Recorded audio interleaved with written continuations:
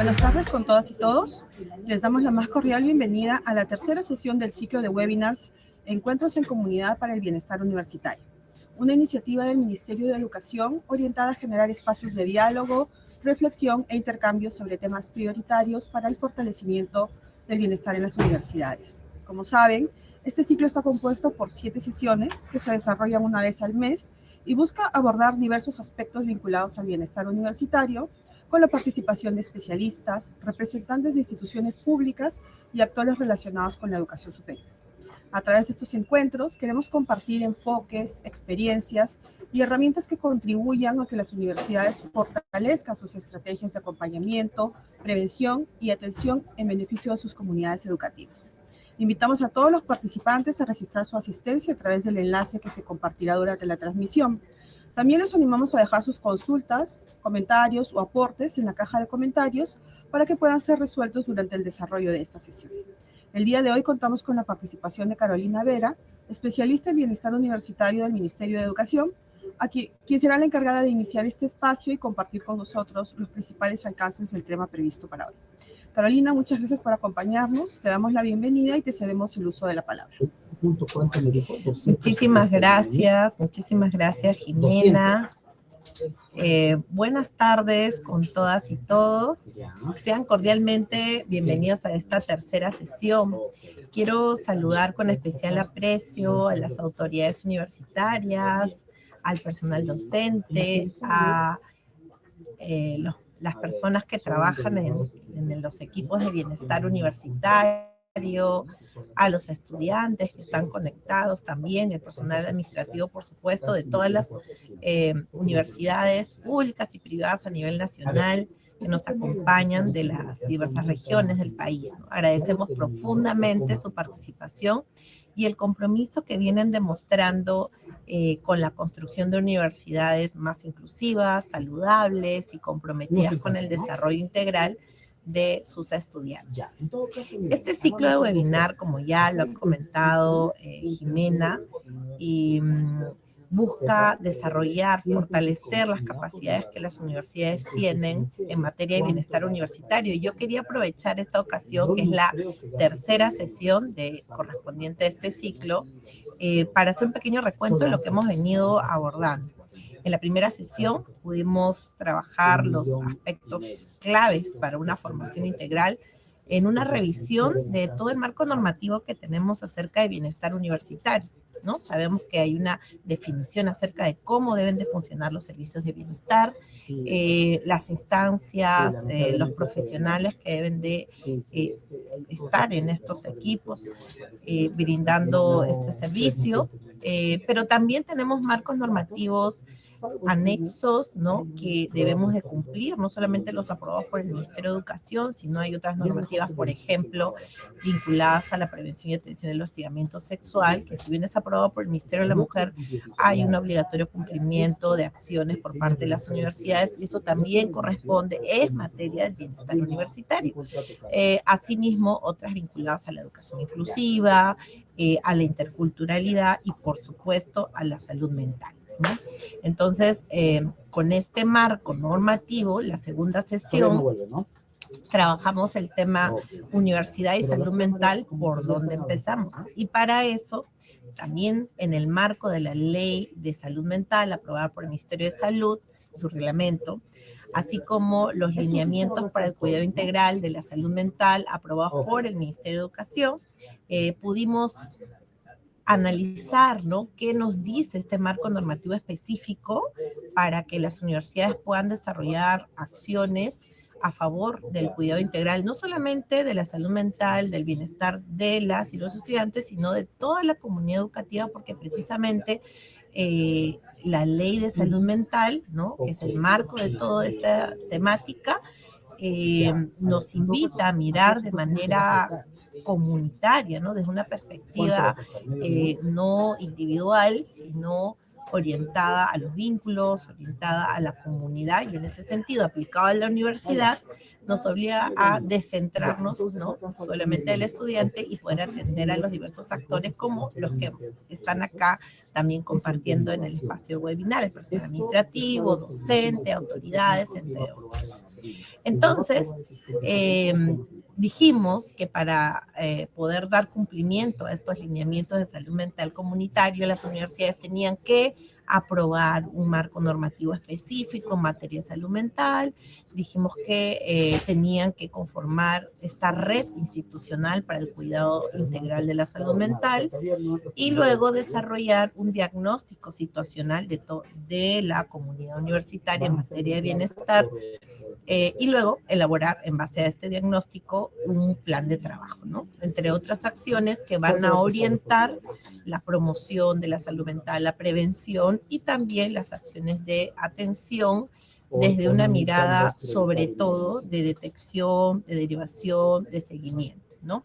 Bueno, entonces, habiendo desarrollado todo esto en esta tercera sesión, nos toca un tema también sumamente interesante y que va acorde a lo que hemos venido tejiendo en las anteriores sesiones, que es precisamente enfocarnos en, yo diría, el corazón de la ley de salud mental, ¿no?, que es el modelo de atención comunitaria en salud mental. Desde que se aprobó la ley de salud mental en el Perú, nosotros tenemos un marco que nos dice que la salud mental se debe trabajar desde esta perspectiva, de este modelo de atención. Entonces, el desafío que tienen las universidades, como instituciones de educación superior, ¿no?, de formación de profesionales que trabajan temas vinculados también a la salud mental, no solamente es garantizar el bienestar dentro de la comunidad universitaria, como es lo que hemos venido abordando en las sesiones anteriores, sino también tienen una segunda función que es, de acuerdo a lo que dice el marco normativo de salud mental, incorporar contenidos formativos, ¿no?, para, de prevención de salud mental para todas las carreras, ¿no?, pero especialmente incorporar contenidos vinculados al modelo de atención comunitaria para aquellas carreras que están más vinculadas al tema de la salud mental, ¿no?, que por supuesto no solamente es psicología o psiquiatría, sino hay muchas otras carreras que también, digamos, abordan de manera interdisciplinaria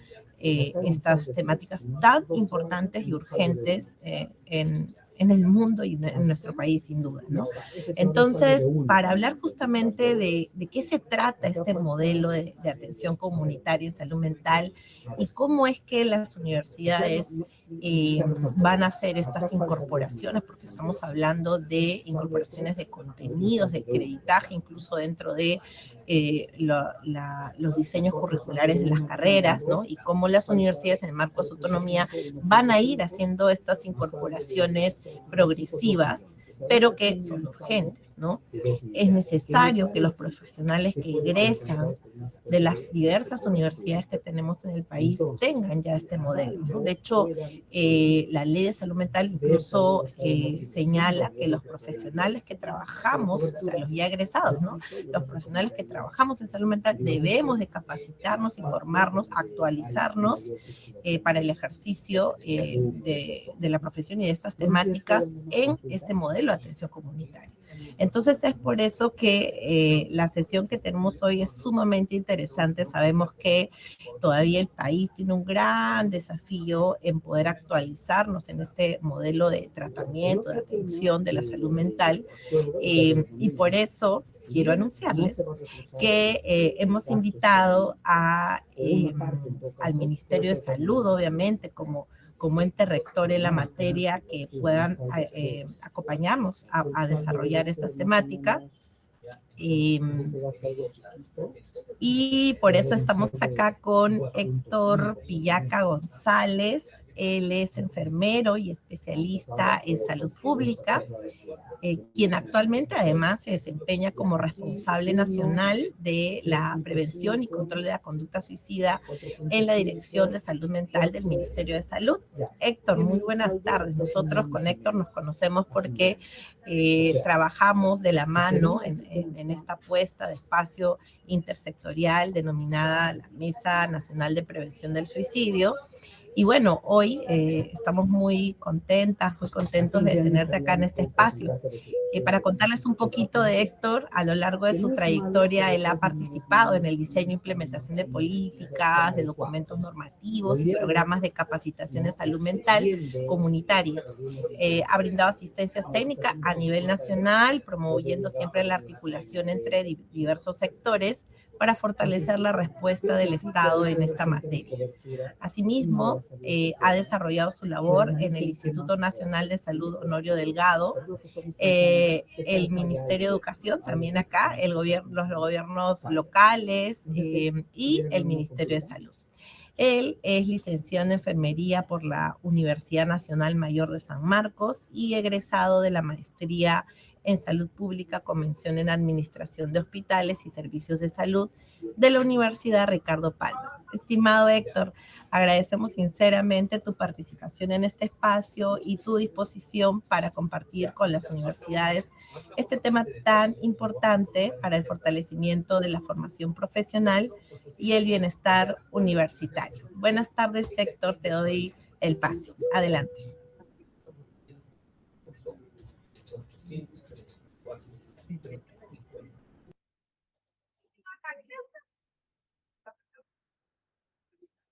Muy buenas tardes, muchas gracias Carolina, muchas gracias al Ministerio de Educación por invitarme. Quiero felicitar esta actividad, esta serie de webinars que vienen implementando, que sin duda alguna contribuyen al bienestar y la salud mental de todas las comunidades universitarias. Muchas gracias Carolina por la invitación. Y siempre vamos a seguir articulando. El día de hoy vamos a hablar sobre la formación en salud mental, el rol de las universidades y el modelo de atención comunitaria en salud mental.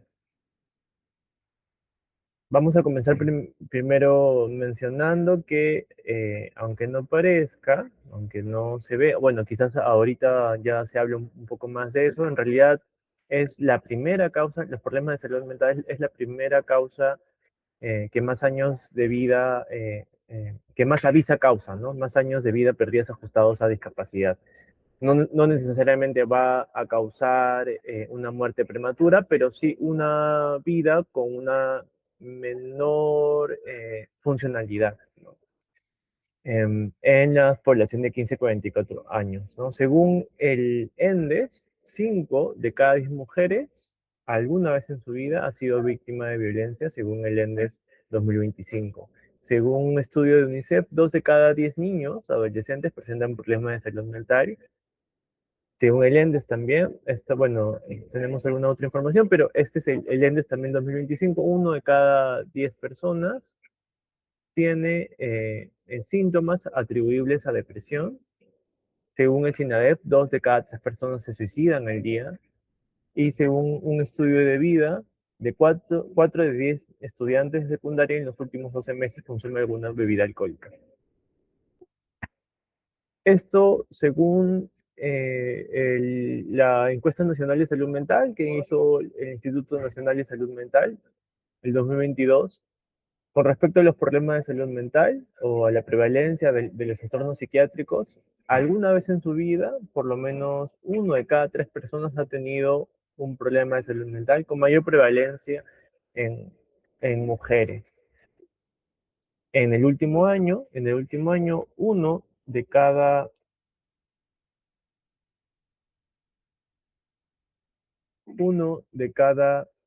7 personas tiene algún trastorno de salud mental en población adulta de 18 a 59 años, y en los últimos 30 días, 4,8%, que es 1 de cada 20 adultos. Entonces, como vemos, es una gran prevalencia, ¿no? Frente a eso, algunos otros datos, por ejemplo, esto también es según la encuesta nacional de salud mental. Esto es en población de 18 a 19 años. Las personas en algún momento en su vida, más o menos 1 de cada 10 personas ha tenido un pensamiento suicida. Y anualmente, eh, el 2%, 1.7, ha tenido Además de que un pensamiento suicida. Intentos suicida han sido 2.3 en algún momento en su vida, en el último año 0.5, y el plan suicida es 2.2 en toda su vida y 0.5 en los últimos 12 meses.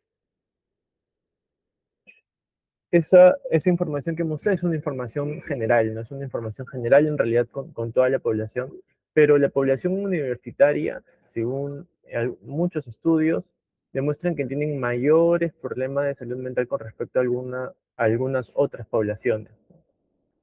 Según un estudio que hizo la OMS, en el que se hizo una identificación de 19 universidades en 8 países, en varios continentes, en Australia, Bélgica, Alemania, México, Irlanda del Norte, Sudáfrica, España y Estados Unidos, se evidenció que el 35.3% de la población universitaria presentó al menos un trastorno de salud mental a lo largo de su vida y 31.4% presentó al menos un trastorno de salud mental en los últimos 12 meses, ¿no? Que es 1 de cada 3 estudiantes universitarios. Como vemos, es mayor la prevalencia con respecto a la población general, ¿no? Trastorno de salud mental también es más prevalente, ¿no? Vemos a comparación con los datos de población general es mayor, 21.2 de depresión mayor, trastorno de ansiedad 18.6, trastorno de consumo de alcohol 6.8, trastorno bipolar 3.5. Existen algunos otros grupos que tienen mayor riesgo, ¿no? Tienen mayor riesgo en la población general, no solamente en las universidades, pero también se identificó que en el grupo universitario existen mayores riesgos en algunos grupos, ¿no? Las personas entre mayor sea la edad, mayor es el riesgo, las personas del sexo femenino eh, tienen mayor riesgo también, los padres, los que tienen problemas en sus familias, ¿no? Padres no casados o fallecidos, los que no tienen afiliación religiosa, y las personas que tenemos algunas orientaciones diferentes, también podemos tener mayores problemas de salud mental, y aquí también se evidencia en este estudio, ¿no? Y también las personas que tienen bajo rendimiento. Esta información que se ha identificado fueron relativamente débiles, lo que indica que los trastornos mentales están ampliamente distribuidos en la población estudiantil, ¿no? Okay. En este mismo estudio, con esta misma base de datos que se hizo, en este estudio que se hizo a 18 universidades de 8 países, se identificó con respecto a la prevalencia de pensamientos y conductas suicidas, se identificó también que alguna vez en la vida el 32.7% ha tenido ideación suicida, plan suicida 17.5%, intento suicida 4.3%. En los últimos 12 meses, 17.2% tuvo ideación suicida, 8.8% plan suicida y el 1% tuvo un intento suicida. Algo a mencionar es que existe unas transiciones, ¿no? Entonces, muchas de esas personas que tienen ideación suicida, que ha tenido en algún momento de su vida, existe mayor posibilidad de que esa persona, un 53.4%, que tenga un plan suicida. Y de estas personas que tienen un plan suicida, existe también mayor proporción de personas que tienen el intento suicida, ¿no? Entonces, esto de aquí es importante señalar, ¿no? Porque las personas que tienen ideación suicida tienen mayor riesgo también de tener intentos suicidas, ¿no? Es importante esto señalar porque es importante que se tienen que identificar. Otra vez, los factores asociados, la orientación sexual, no heterosexual, fue un correlato más fuerte de conducta suicida, ¿no? El principal factor de grupos vulnerables, el grupo vulnerable es las personas que no somos heterosexuales. Mensajes claves: 1 de cada 3 estudiantes universitarios de primer año reportó ideación suicida alguna vez en su vida, y la mayoría inició en los pensamientos antes de los 16 años. Entonces, principalmente va a pasar en el primer año, pero es muy probable que estas personas hayan iniciado estos problemas de salud mental antes de que ingresen a la universidad, ¿no? Entonces, importante señalar que ese grupo es el mayor de riesgo. Estas personas que ingresan a las universidades son las que pueden tener mayor riesgo. Em, y esto afecta a la población universitaria, pero también mencionarlos como antecedentes, ¿no? Anteriormente, más o menos el 2015 comenzó el proceso de reforma en salud mental. em, eh, y, ¿Y por qué se dio este proceso? ¿Qué es el proceso de reforma en salud mental? Anteriormente, todo el presupuesto estaba focalizado, la mayoría del presupuesto estaba focalizado a los institutos especializados, ¿no? O a los hospitales llamados psiquiátricos, manicomios, eran 3 principalmente, en Lima: el Balizán, el Arco Herrera y el Noguchi, ¿no? Todavía existe, pero ya existe un marco normativo que defiende de estigmatización y derechos, ¿no? Los usuarios sufrían una alta estigmatización y usualmente se pensaban que estas personas no tenían derechos, ¿no? No podían ejercer sus derechos, se les aislaba, y hacían que estas personas se desconecten de su contexto, ¿no? Imagínense ustedes estar en un espacio donde no pueden ver a sus familiares, no pueden ver a sus hijos, a sus padres, desconectados totalmente de sus vínculos. Em, También se evidencia quizás una de las principales dificultades que podemos tener para implementar este modelo de salud mental comunitaria, es que nosotros, dentro de nuestra formación, hemos sido formados con una formación tradicional biomédica, ¿no? En la que se nos complica un poco articular de manera con las disciplinas, con las diversas disciplinas, y básicamente bajo un contexto hospitalario, clínico, individual, ¿no? Em, Em, lo que, lo que pasa es que principalmente se piensa que las personas tienen que ser atendidas básicamente por especialidades, ¿no? Pero todas las profesiones podemos ver a la persona de manera integral. Y es verdad que en todos los países en vías de desarrollo existen una deficiente cantidad de personal especializado, ¿no? Existen pocos psicólogos a nivel nacional. Entonces es importante que se puede ver psicólogos psiquiátricas, pocos, ¿no? Pocos. Entonces es importante que no se centre solamente al personal especializado. Hay una escasa formación en determinantes sociales, ¿no? Vemos principalmente un manejo clínico, individual, tradicional. No sabemos hacer intervenciones comunitarias, ¿no? ¿Cuántas personas dentro de nuestra formación hemos hecho diagnósticos participativos, hemos hecho intervenciones comunitarias, visitas domiciliarias? Tenemos poca capacidad de eso porque en muchas de las carreras y también psicología quizás eso es como una pata débil, ¿no? de su formación. Y hay poca articulación con respecto a las redes y la comunidad, ¿no? Se trabaja básicamente bajo un criterio clínico individual, ¿no? Esto hace que la atención no sea integral, ¿no? Si no trabajamos de manera multidisciplinaria, entendiendo que las personas existen en un contexto, vamos a tener una visión sesgada de las problemáticas que tienen las personas. Si no entendemos que las personas viven en un contexto y que existen factores asociados a sus problemáticas, no vamos a intentar priorizar a las poblaciones que son más vulnerables, o entender cuáles son las afectaciones en su salud mental o problemas psicosociales que podrían tener con mayor riesgo. No se va a poder articular en toda la red de servicios porque solo pienso que yo soy el único que estoy interviniendo y el único que podría intervenir, y desconozco toda la red de soporte comunitario que podría recibir un usuario. Y esto va a generar todavía que persista una inequidad en salud mental.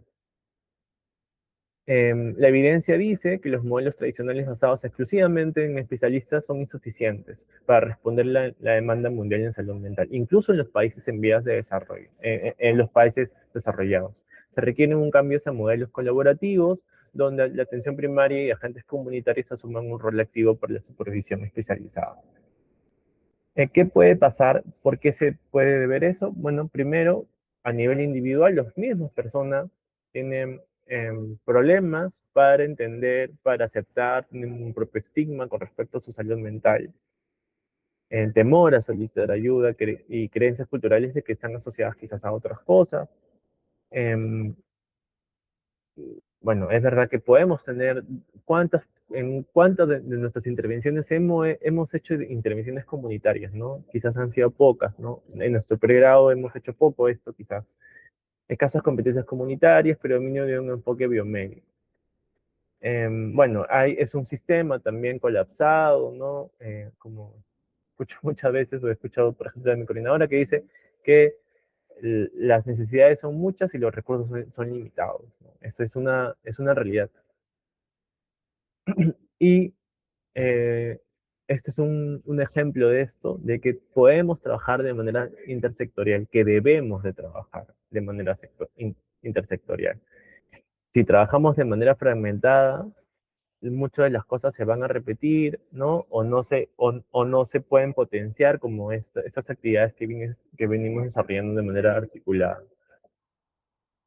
Básicamente, para lo que tiene que ver con el perfil, con las competencias de las personas, hay que hacer una capacitación continua. Existe un programa realizado por la OPS justamente para aterrizar, para reducir estas brechas, entendiendo que existen brechas de recursos especializados, entendiendo que son los recursos de primer nivel de atención los que van a identificar y van a intervenir de manera inicial.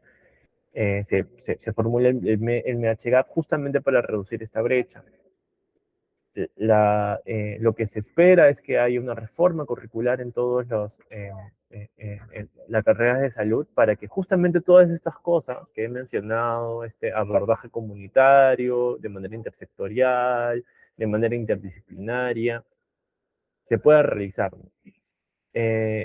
Y bajo un modelo comunitario, ¿no? Qué importante es que cuántas carreras, por ejemplo, todos mis cursos eran comunitarios, ¿no? Todos mis cursos en mi formación profesional en San Marcos, todos los cursos eran comunitarios, hacíamos intervenciones comunitarias en todos los cursos.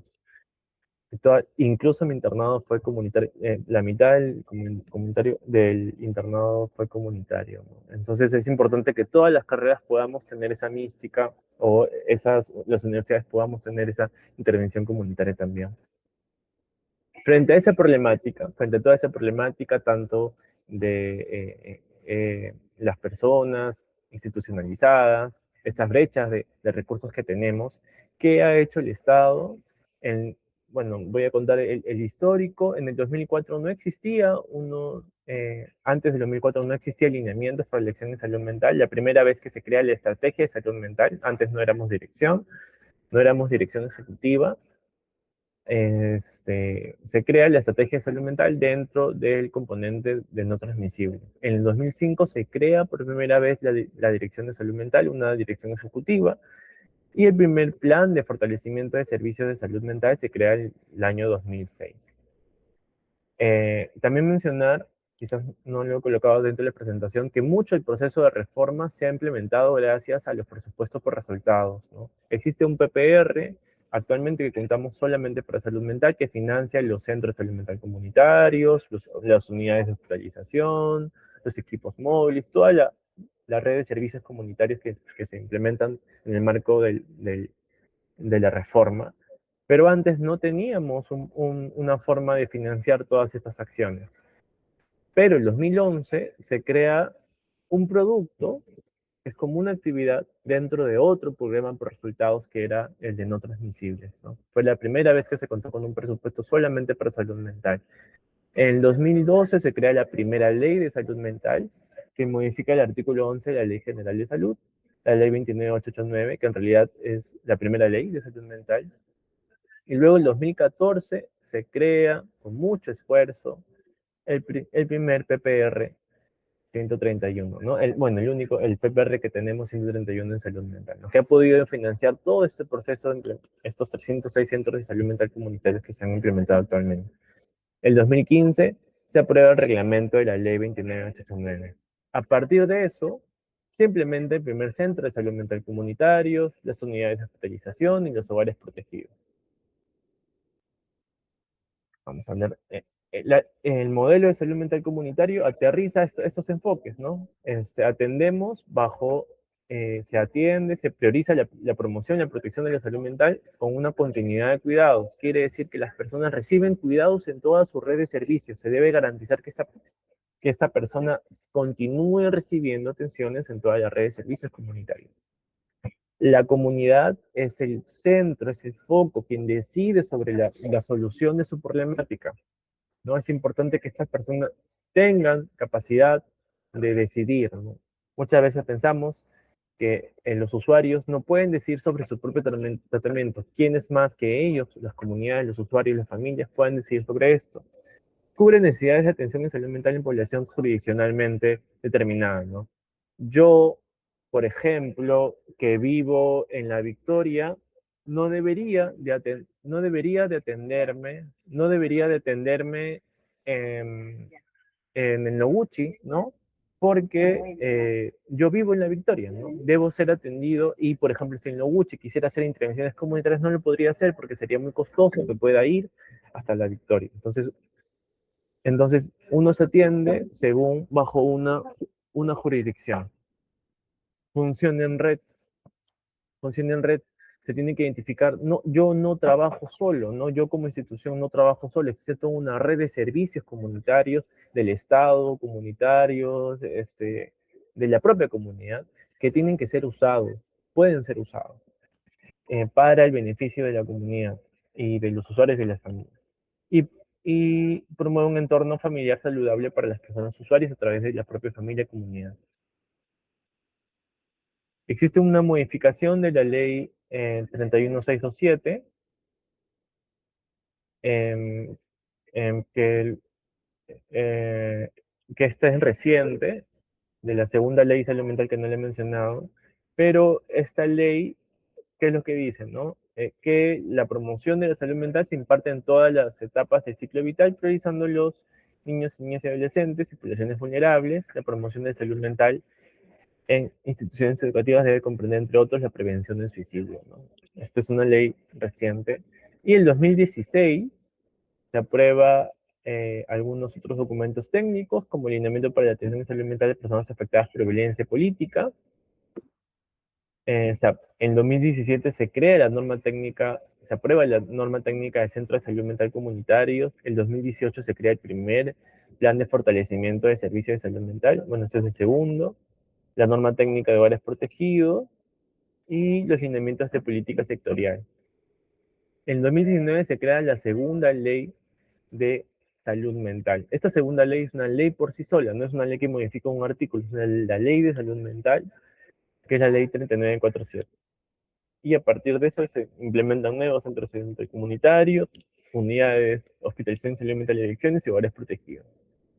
¿Cuál es el cambio de paradigma de atención, no? Las personas, no, yo no voy a decir eres un psicótico, eres un depresivo, porque eso no te define, no, tú no eres solamente eso, tú eres una persona que está viviendo una situación, un problema, una situación y tiene necesidades en salud mental. Es una persona, un usuario, un ciudadano con necesidades que requiere cuidados en salud mental y tu problema de salud mental no te define, no eres solamente eso. Del médico al psicólogo a un equipo interdisciplinar en salud mental. Toda la evidencia dice que si trabajamos de manera segmentada no vamos a lograr la recuperación del usuario. Hay que trabajar de manera interdisciplinaria para lograr que el usuario se recupere. ¿Por qué? Porque que tengamos varias visiones de diversas disciplinas, vamos a lograr ver a la persona de manera más integral. Eh, Y el foco no es lo que yo como disciplina puedo identificar, lo tengo que identificar bajo mis competencias y está muy bien, pero el foco al trabajar de manera articulada no son las disciplinas que yo identifico esto, sino es identificar lo que el usuario requiere resolver. El foco y el centro es las necesidades del usuario percibidas, descritas por el usuario en su relato. De la contención al síntoma a la recuperación total. Yo no tengo que lograr, por ejemplo, solamente el usuario se va a curar, ¿no? Cuando ya no tiene sintomatología. Más allá de eso, tenemos que intentar que esta persona sea funcional, que pueda ser útil, que pueda eh, eh, contribuir a su comunidad, en su familia, pues encontrar un sentido de vida, más allá de las limitaciones que podría tener. En realidad, muchas de las personas se dice que están recuperadas a pesar que puedan convivir con síntomas, porque son funcionales, encuentran cómo convivir con la sintomatología, encuentran sentido, son útiles, contribuyen del hospital psiquiátrico a las redes de atención comunitaria, ¿no? Una persona en un hospital psiquiátrico, a pesar de, y lo veo mucho en el profesional, ¿no? Dice, no, esta persona se tiene que hospitalizar porque el hospital solamente va a manejar los síntomas en un momento. Es como un laboratorio, ¿no? En un laboratorio todo se puede controlar y todo esto es manejable, pero imaginemos que esta persona sale de este contexto. No siempre, ni no es sostenible de ninguna manera que una persona se quede siempre en un hospital. Esta persona tiene que estar en su contexto y la única manera en la cual se puede recuperar es en su contexto. Y, eh, y se tienen en esas redes comunitarias cercanas a su jurisdicción. Esta persona no tiene que ser excluida, sino esta persona tenemos nosotros, todos ahora, después de esta ponencia, vamos a ser abogados y vamos a hacer abogacía por los derechos de las personas con problemas de salud mental. Unas cosas de las cuales escuchaba, por ejemplo, y eso es que no porque la persona tenga depresión, no es que no pueda continuar eh, recibiendo educación. No porque una persona tenga esquizofrenia, no es que no pueda educarse. Es más, estas cosas pueden ayudar a hacer que estos usuarios encuentren sentido a su vida, encuentren motivación en eso. Y es más, podría ser que sea su única motivación, o sea, lo que más quieran hacer. Y si eso es lo que quieren hacer dentro de sus posibilidades, lo podría hacer, se tiene que hacer lo posible para que lo logren. El objetivo de intervención es la participación y movilización social, ¿no? Toda una comunidad organizada. Estos son los servicios. Entonces, todo esto, que es, se intenta hacer una participación comunitaria, el usuario es el centro. ¿Qué ha hecho el Estado? El centro, las personas, las familias y las comunidades, no somos nosotros quienes decidimos como equipo, sino son ellos, de manera conjunta con nosotros, quienes definimos, priorizamos, planteamos intervenciones y cómo esto se va a recuperar. El Estado despliega estos servicios.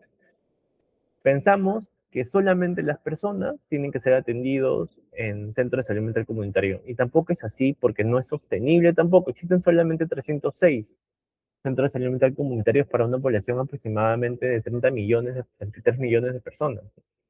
Entonces, y para que ustedes sepan más o menos, la mayor cantidad de casos son atendidos en el primer nivel de atención no especializados por el Servicio de Salud Mental y Psicología. ¿De qué se encargan ellos? Pues ellos son capaces, en realidad tienen competencias para hacer intervenciones breves, muchos de ellos tienen formación psicoterapéutica, y no solamente van a identificar y derivar el centro de salud mental comunitario, ¿no? Es más, muchas veces estos establecimientos de salud están mucho más cerca a los territorios de las personas. Y también van a hacer seguimientos y van a articular de manera constante con el Centro de Salud Mental Comunitario, ¿no? Hemos tenido mucho foco en los centros de salud mental comunitarios, pero no lo son todos, ¿no? Los centros de salud mental comunitarios tienen la capa compleja, la capa de los casos graves y moderados de personas con problemas de salud mental, que no son todos, más o menos es el 20% de las personas. Y se trabaja bajo un modelo de salud mental comunitario, ¿no? Con un equipo interdisciplinario, y donde el centro no son las disciplinas, sino el usuario. estos centros de salud mental comunitarios también, dentro de sus funciones, dentro de la primera función según la norma técnica, es brindar acompañamiento clínico psicosocial y establecimiento de primer nivel de atención, para que estos establecimientos puedan hacer la identificación de los casos de problemas de salud mental y hacer la derivación también. Y también atienden casos leves. Existen en algunas regiones del país algunos equipos especiales que pertenecen a los centros de salud mental comunitarios que van a poblaciones dispersas, ¿no? El equipo móvil para población dispersa, eh, y también los equipos móviles, por ejemplo en Lima. En Lima tenemos equipos móviles que van para poblaciones en situación de calle, ¿no? También. Son como equipos especiales dentro de la configuración de los centros de salud mental comunitarios. También, bueno, diversos informes defensoriales, la evidencia también lo dice, las personas que están en penitenciarías tienen más problemas de salud mental. Por eso es que requieren una atención. Existe un presupuesto también, eso también ha financiado, que existan establecimientos de salud en penitenciarías para la atención en salud mental. Hay hogares protegidos. Existen personas que están en situación de desprotección, personas con problemas de salud mental grave, con trastornos de salud mental grave, y no tienen el apoyo familiar, no tienen dónde vivir, y un hogar protegido es una casa como cualquier otra, como cualquier otra donde no es un pequeño hospital, es una casa, donde todas las personas y hacen lo que las personas hacen en su casa, ¿no? Trabajan, estudian, limpian, comen, cocinan.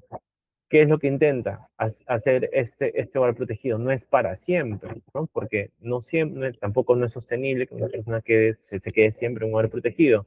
Es que esta persona adquiera funcionalidad y que se reinserte en su comunidad con una red de soporte, con sus familiares. Incluso hay ejemplos de personas que se han conocido en hogares protegidos, se han casado, han hecho empresa y pueden, y ya no viven ahí, ¿no? Y esos son ejemplos que, que ayudan también a sensibilizar a las mismas personas que viven en estos hogares protegidos. Los centros de rehabilitación psicosocial y laboral actualmente no contamos a nivel nacional, pero están dentro de la ley de salud mental. Estamos en proceso de aprobación del reglamento. Queremos ya implementar estos centros de rehabilitación laboral y psicosocial. Y los hospitales generales y unidades de estabilización en salud mental de elecciones. Las personas no tienen que ser atendidas, no todas tienen que ser atendidas en hospitales psiquiátricos. Es menos estigmatizante decir yo me atendí en el Baiza, en el Bravo Chico, en el 2 de Mayo, ¿no? Que yo diga he sido atendido en el Valdizán, en el Arco Herrera, en el Noguchi. Y yo no tendría que irme, si yo vivo aquí, y irme hasta el Valdizán, ¿no? Cuando existe un hospital donde tengo que ser atendido. La norma técnica de emergencia menciona que muchos problemas de salud mental de riesgo, cuando la vida está en riesgo de la persona o de otras personas, tienen que ser atendidas en hospitales generales, ¿no? En servicios de emergencia. Y las USMA son servicios en aproximadamente 60 a nivel nacional que se implementan en hospitales generales, que son servicios, son hospitalizaciones solamente en salud mental, donde se cuenta con médicos psiquiatra, enfermeras, psicólogos, que brindan intervenciones bajo el modelo de salud mental comunitario, que también es parte de la red de servicios de salud mental comunitaria. En teoría, cada centro de salud mental comunitario debe hacer un mapeo de actores sociales del territorio, identificar cuáles son los actores con los que voy a trabajar, hacer un análisis de la situación en salud, identificar cuáles son las principales problemáticas según prevalencias geográficas, y a través de un diagnóstico participativo identifico cuáles son las problemáticas, ¿no? Lo ideal es que se haga un plan en el territorio, en la jurisdicción del centro de salud mental comunitario, donde participan de manera articulada todos los actores, se definen cuáles las prioridades y las líneas de acción. Igual en la evaluación, tiene que participar la comunidad de manera activa. Estos son los servicios que actualmente se implementan. Son 306 centros de salud mental comunitarios a nivel nacional, 52 unidades de hospitalización, 94 hogares protegidos, 11 equipos móviles, 6 servicios de salud mental en establecimientos penitenciarios y tan importante, creo que quizás es el mayor centro, lo más importante son los establecimientos de salud con servicios de salud mental o psicología, ¿no? Son 1938 servicios. Ahora, y frente a todo esto, ¿qué se observa en general? ¿No? Lo observa la evidencia, lo observa también durante las asistencias técnicas. Tenemos múltiples dificultades para que el perfil egresante de las universidades pueda implementar toda esta complejidad de intervención. ¿No? Tenemos mucha complejidad y no estamos acostumbrados a hacer estos tipos de intervenciones por nuestra formación. Esto ya estaba identificado en el reglamento de la ley de salud mental, en la ley de salud mental, por lo cual menciona algunas cosas. Por ejemplo, el reglamento de la ley de salud mental menciona que es obligatorio hacer un curso en salud mental, mínimamente de 3 créditos. Tenemos un plan de fortalecimiento de servicios de salud mental. Esperamos de que todas estas cosas que he mencionado, esta articulación, con este tipo de intervención, se vea reflejado en las mallas curriculares de todas las carreras de salud, ¿no? Por eso esperamos que 6 universidades a nivel nacional implementen el modelo de salud mental comunitario dentro de sus mallas curriculares. Y también, seguramente ya han hablado en otras reuniones, los lineamientos para el cuidado integral de salud mental en universidades. También ayuda a que se mire la comunidad como un espacio que puede promover el bienestar y la salud mental y la atención oportuna de casos de problemas de salud mental. ¿Qué dice en el reglamento de la ley de salud mental? Que las facultades y carreras de medicina, psicología, enfermería, trabajo social, tecnología médica, así como otras carreras, realizan modificaciones curriculares para incorporar y adecuar contenidos de salud mental. Todo esto debería verse reflejado, ¿no? Debería, por lo menos en el curso de salud mental de cada una de las carreras, debería verse reflejado el modelo de salud mental, porque si no vamos a continuar teniendo estas brechas dentro de lo que necesitamos como sistema de salud, que esto, todo lo que está en teoría se ha demostrado que tiene evidencia para la mejora de la población, las familias y los usuarios. Y también lo que dice es que las instituciones formadoras deben implementar un curso de 3 créditos anuales en salud mental. Los aspectos de las prácticas preprofesionales o de experiencias formativas tienen que hacerse en espacios comunitarios, ¿no? En la red, toda esta red de servicios. No deberían derrotar, o no tanto quizás, podría ser una rotación, pero principalmente deberían hacer las prácticas preprofesionales en establecimiento de primer nivel de atención, en centros de salud mental comunitarios, en hogares protegidos, en USMAS, no en hospitales psiquiátricos, en menor medida.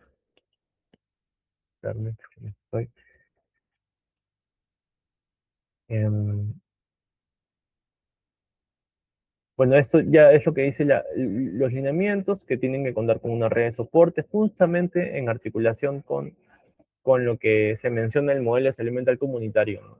No podemos trabajar de manera individual. Tengo que meterme en un contexto. Existe una red de soporte y las universidades tienen varias implicancias, varias áreas que están involucradas en el bienestar. Y no solamente están involucradas las áreas directamente de bienestar, de salud mental, ¿no? Están involucradas todas las áreas, los docentes, los estudiantes, en las áreas administrativas y otras, ¿no? ¿Qué se tiene que buscar? La promoción de los factores protectores, prácticas de autocuidado. Es importante un eje que haya participación estudiantil. En todos estos comités de la red, en esta red de soporte tiene que haber estudiantil. Y una otra intervención son las campañas de sensibilización. Hay que hacer una atención en los grupos vulnerables, ¿no? Estudiantes de primeros ciclos, estudiantes de provincia, estudiantes LGTB, otros grupos en situación de vulnerabilidad, programas preventivos específicos, factores de riesgo reducidos, estrés académico, ya identificamos cuáles son los principales riesgos y la difusión de los servicios. Las universidades no van a atender necesariamente, quizás en algunos casos lo hacen porque lo he escuchado, pero no podrían solucionar toda la problemática. ¿qué sí podrían hacer? Identificar de manera oportuna, derivación oportuna, atención inicial, establecer protocolos de manejo cuando se identifique de manera inicial y coordinación para la eh, atención oportuna. Ya lo he visto en algunos casos de algunas universidades que vienen haciendo campañas de sensibilización que han logrado reducir justamente, a ver, no, justamente, ya para terminar, justamente para esto, ¿no? Muchas veces algunos problemas de salud mental se pueden identificar de manera temprana, ¿no? Cuando se identifica el grupo vulnerable, ¿no? Una ideación para que no termine, por ejemplo, en un intento de suicidio. Eh, Actualmente, ya está la última lámina, actualmente, en coordinación con el Ministerio de Educación, este es el primer espacio de articulación intersectorial de este tipo, con universidades y salud, que creo que es muy potente, las universidades ya nos conocen, ya nos sentimos reconocidas por ellos, en el que se buscan, ahora en este espacio de la mesa de trabajo, estamos buscando dos cosas de las que hemos trabajado: la implementación de los lineamientos, que seguramente ya lo ha hablado Carolina en otras reuniones, y lo que tiene que ver con el componente formativo, ¿no? Si no generamos estas competencias básicas en salud mental con un abordaje comunitario, no vamos a lograr atender las necesidades que requerimos como sistema de salud. Y quizás aquí no están los representantes y no les compete tanto o no tienen tantas capacidades para implementar las áreas de bienestar, quizás son más las áreas académicas quienes tienen que implementar estas reestructuras, ¿no? Em, eh, Eso sería todo. Y otra vez, muchas gracias por el espacio, Carolina, y al Ministerio de Educación. Muchas gracias, Héctor, también. Creo que ha podido brindar un panorama bastante amplio de lo que establece la Ley de Salud Mental, su reglamento, sobre la importancia que tiene el modelo de atención de salud mental desde este paradigma, ¿no? Que no es menor, no es lo comunitario, no es algo georreferencial, ¿no? Si es toda una apuesta diferente de poder entender la salud mental, ¿no? Entonces, bueno, agradeciéndote la participación, quisiera cerrar esta sesión retomando un poco algunos de los aspectos que has mencionado, ¿no? La incorporación del modelo de atención comunitaria en salud mental en la formación profesional no es únicamente una buena práctica, ¿no? O una recomendación técnica. Constituye un mandato establecido desde el ente rector, que es el Ministerio de Salud, ¿no? Eso es algo muy importante. Si bien la normativa señala que esto debe ser progresivo, y sin lugar a duda hay responsabilidades de acuerdo a competencia por parte del Estado, ¿no? Por eso estamos articulando también desde el Minedu con el MINSA y también en algunos espacios incluso con la SUNIDU, ¿no? Para ver precisamente el cumplimiento de todo lo establecido. La Ley de Salud Mental señala en su artículo 35, remárquenlo, escríbanlo, en el artículo 35, sobre todo, ¿no? Está específicamente señalado lo que corresponde hacer a las instituciones de educación superior, ojo que son universidades, pero no solamente universidades, también hay institutos de educación superior que tienen formación en el ámbito de la salud. Entonces, dice que deben incorporar en sus mallas curriculares el componente de salud mental con enfoque comunitario de manera literal, ¿no? Asimismo, en el numeral 35.3 establece que estas instituciones deben incorporar, esto es otro aspecto, en la formación de pregrado, contenidos básicos de salud mental, desarrollo humano, ética, en las diferentes profesiones. O sea, estamos hablando de dos aspectos clave. Por un lado, cierto tipo de contenido vinculado a salud mental para todas las profesiones, ¿no? Y de manera particular y especial en las mallas curriculares, este modelo de atención a aquellas carreras que están más vinculadas en su ejercicio a esta temática, ¿ok?